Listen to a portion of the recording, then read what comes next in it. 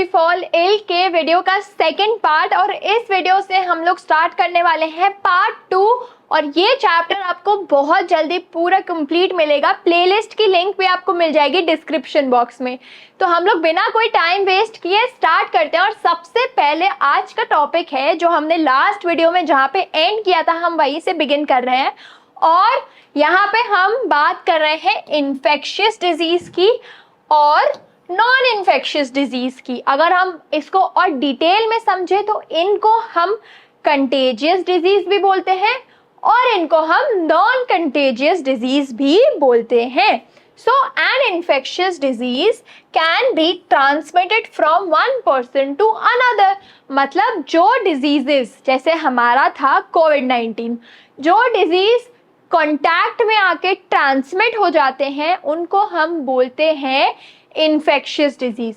और वहीं पे जो डिजीज टच से स्प्रेड नहीं होते, कॉन्टैक्ट से स्प्रेड नहीं होते, they are known as non infectious diseases. मतलब क्या है, इन्फेक्शन इसमें पास ऑन नहीं हो रहा है और इसमें इन्फेक्शन पास ऑन हो रहा है। अब ये कैसे बने? ये बने हैं पैथोजेनिक माइक्रो ऑर्गेनिज्म से, जैसे कि हमारे जर्म्स हो गए, बैक्टीरिया हो गया, फंगाई हो गया। जैसे हमारा कफ एंड कोल्ड का एग्जाम्पल है, कोरोना का एग्जाम्पल है। तो ये सब कॉन्टैक्ट से बहुत ज़्यादा फैलते हैं। तो ये सारे डिजीजेस आते हैं हमारे इन्फेक्शियस डिजीजेस में। और नॉन इन्फेक्शियस डिजीजेस वो होते हैं जो पैथोजेंस या वायरसेस से नहीं फैलते हैं और वो होते हैं जैसे कि जेनेटिक डिसऑर्डर्स से या कुछ ऐसे फैक्टर्स से जो इंटरनल होता है यूजुअली। वहीं पे अगर हम देखें इन्फेक्शियस डिजीजेस का तो ये कंटेजियस होते हैं और ये ट्रांसमिट किए जा सकते हैं। ये नॉन कंटेजियस होते हैं और ये ट्रांसमिट नहीं किए जा सकते। जैसे कि इसका बेस्ट एग्जांपल है कैंसर। अगर कोई कैंसर पेशेंट है तो टच करके कैंसर स्प्रेड नहीं हो सकता है। या अगर हम लोग बात करें डायबिटीज़ की तो डायबिटीज़ भी टच करके स्प्रेड नहीं हो सकती। कॉन्टैक्ट में बीपी, डायबिटीज़, शुगर, कैंसर कुछ भी स्प्रेड नहीं हो सकता।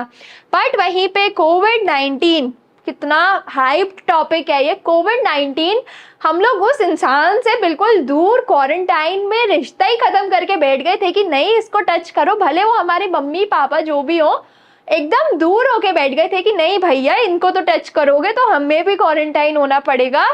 तो वो होते हैं इन्फेक्शियस डिजीज जो बाय कॉन्टैक्ट स्प्रेड होते हैं, जो स्प्रेड होते हैं बाय कॉन्टैक्ट। अब जो इन्फेक्शियस डिजीज होते हैं उनमें जो इन्फेक्शियस एजेंट्स, मतलब क्या कि ये डिजीज हुआ तो पर पैथोजन से हुआ, वायरस से हुआ, बैक्टीरिया से हुआ, किससे हुआ?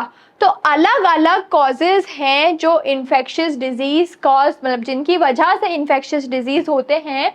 और सबसे पहला है हमारे पास वायरसेस। तो वायरस से क्या होगा? बेसिक छोटे मोटे डिजीज होंगे, जैसे कॉमन कोल्ड हो गया, डेंगी हो गया। डेंगी सॉरी, छोटा मोटा तो बिल्कुल भी नहीं होता। पर डेंगी कैसे होता है कि अभी कोविड के टाइम पे जब क्या हुआ था, हम लोगों ने ना बहुत ज़्यादा मास्क यूज़ करे थे।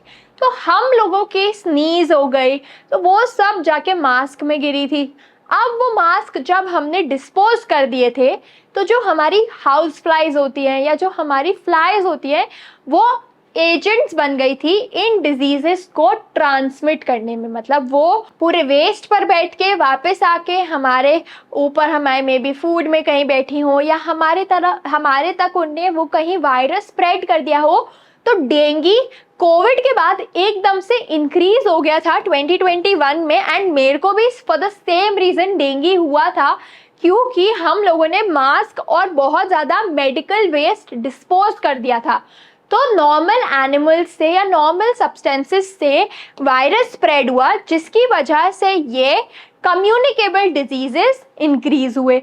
तो डेंगी, कॉमन कोल्ड इनके बेस्ट एग्जाम्पल हैं। वहीं पे अगर हम बात करें बैक्टीरिया की तो टाइफॉइड हो गया, ट्यूबरक्लोसिस हो गया, फूड पॉइजनिंग हो गया। ये एक पर्टिकुलर बैक्टीरिया से कॉज होता है। जैसे कभी हमें बढ़िया सा पानी पूरी खाने का मन हो और वहीं पे अगर हम जाके देखें कि हमारे पानी पूरी में तो एक मक्खी निकली या कुछ भैया ने हाइजीन फॉलो नहीं करी, तो हमें फूड पॉइजनिंग होने के बहुत चांसेस हैं। अब वो कॉज किससे हुई? बैक्टीरिया से। तो ये भी कॉजेज हैं जिनसे डिजीज फैलते हैं। एंड ये सब जो यूजुअली डिजीजेस होते हैं, कफ कोल्ड हो गया, तो ये थोड़े से कंटेजियस होते हैं। अब फंगाई भी है, फंगाई भी एक एग्जाम्पल है डिजीज कैरी करने का।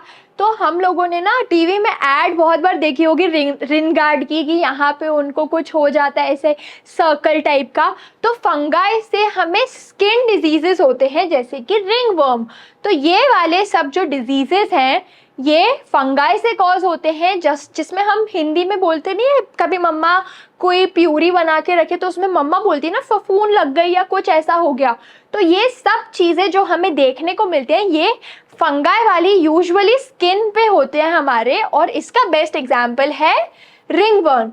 रिंगवर्म। अब अगर हम नेक्स्ट डिजीज कैरिंग एजेंट की बात करें तो वो है प्रोटोजोआ, और इसका एग्जाम्पल है मलेरिया। मलेरिया का मच्छर जो होता है वो हमेशा नीज के नीचे ही काटता है, तो वो कैरी करता है मलेरिया और उससे वो चीज़ हमारी फैल जाती है। तो मलेरिया इसका बेस्ट एग्जाम्पल है। अब वहीं पे हम लोग एक और बात करें वर्म्स की, तो ये क्या करते हैं, जैसे बचपन में मेरे को तो याद है मेरी मम्मा ने मेरे को ना हर 6-7 महीने में दवाई दी थी।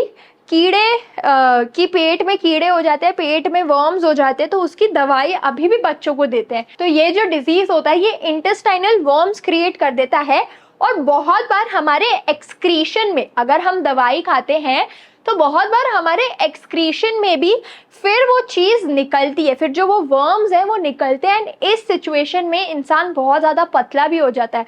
हम लोग अगर डॉग्स से भी रिलेट करें तो डॉग्स को भी हम डीवॉर्मिंग देते हैं, जिससे उनकी बॉडी में जो छोटे छोटे कीड़े हैं या जो भी छोटे छोटे वर्म्स हैं वो निकल आते हैं। तो ये चीज़ एनिमल्स में भी कॉमन है। एंड नेक्स्ट हमारे पास है कि जो डिजीज है वो स्प्रेड कैसे हो रहा है, उनके स्प्रेड होने के मीन्स क्या है।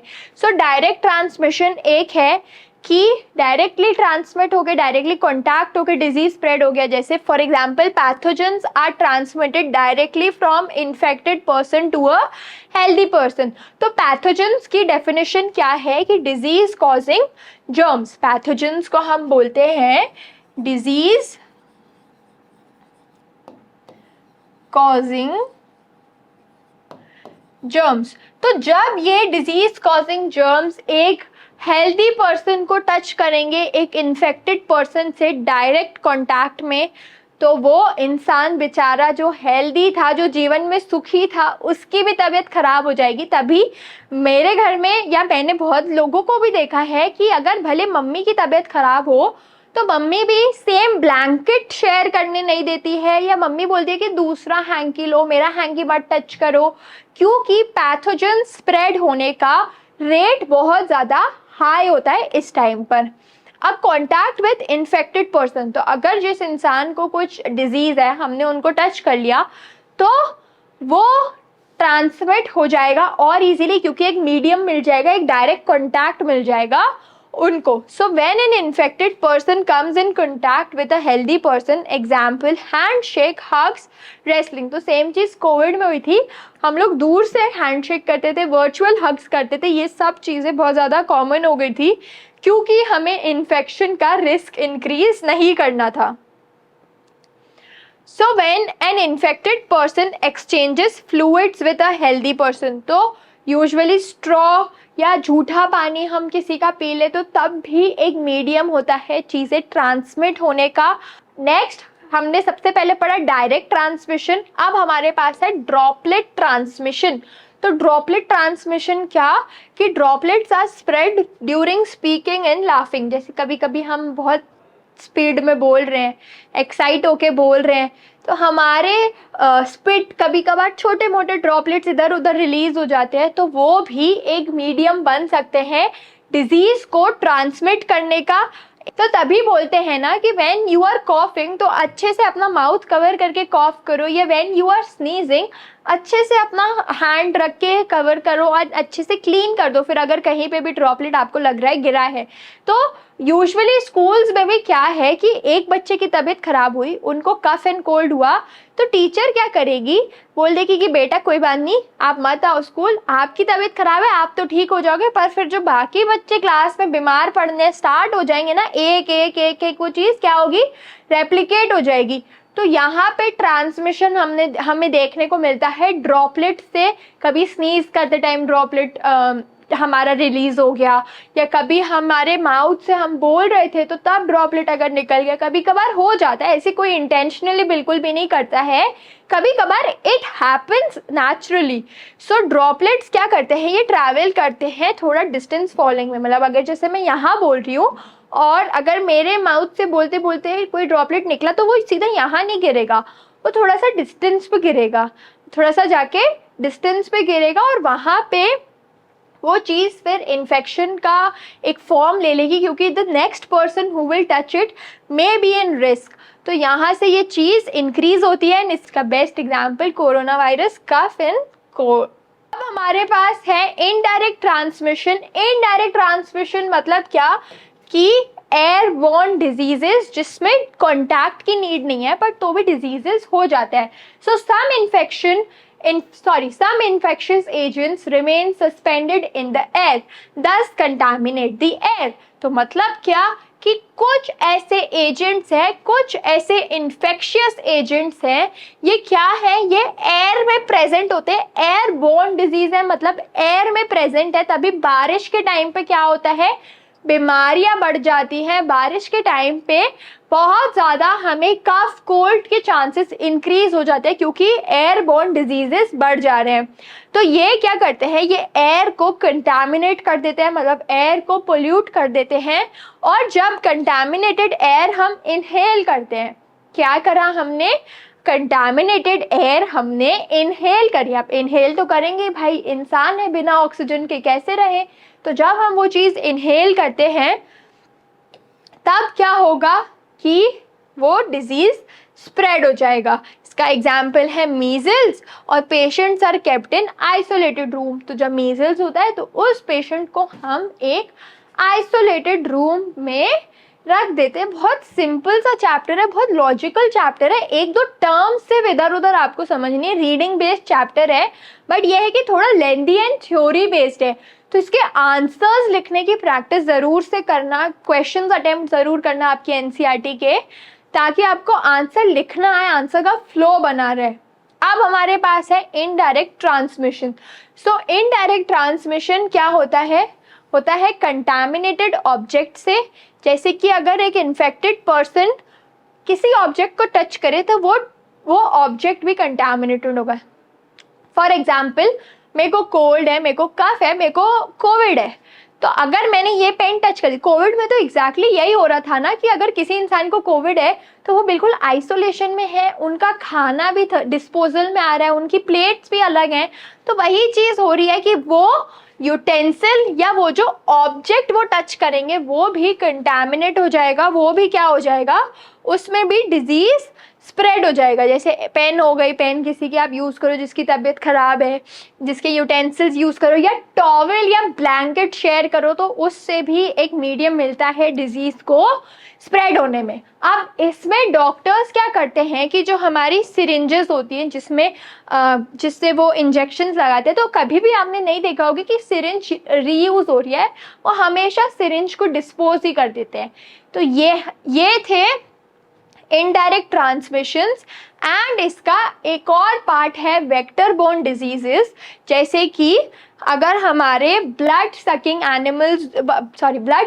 इंसेक्ट्स जो है, मलेरिया हो गया, डेंगू हो गया, ये सब किसके थ्रू फैलते हैं, ये सब फैलते हैं एनिमल्स के थ्रू। तो मच्छर आके बैठा तो सबसे पहले क्या बोलते हैं, हटाओ हटाओ मलेरिया हो जाएगा। ऐसे मस्ती मजाक में भी हम बोलते हैं। तो मलेरिया क्या होता है कि वो इंसेक्ट क्या करता है, हमारे बॉडी पे आके बैठता है, वो हमारा ब्लड सक करता है, जिसकी वजह से वो इन्फेक्शन स्प्रेड हो जाता है एंड यहाँ पे वो होस्ट से इन्फेक्शन हमें पास हो जाता है।